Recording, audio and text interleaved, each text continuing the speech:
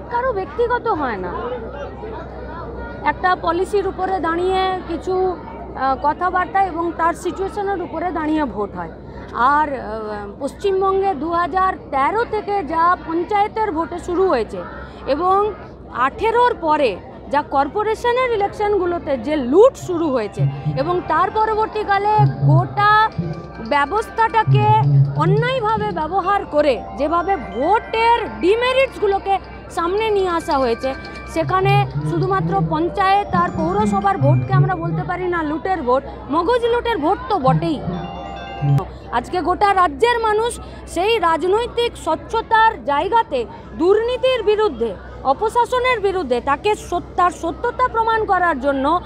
যদি আমরা আরজি করের ঘটনা বলি তাহলে 14 তারিখ রাত থেকে এই গোটা রাজ্যের মা বোনেরা পর্যন্ত রাস্তায় নেমে তোমরা যে অপদার্থ, সেই অপদার্থতা সত্য প্রমাণিত করার জন্য তারা রাস্তায় নেমেছে, আজও আছেন। আমাদের নিরাপত্তা না হয়, আমাদের চাষ না হয়,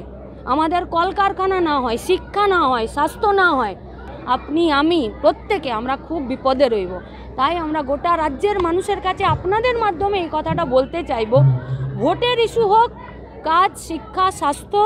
বাসস্থান, জমি এবং আমাদের নিরাপত্তা।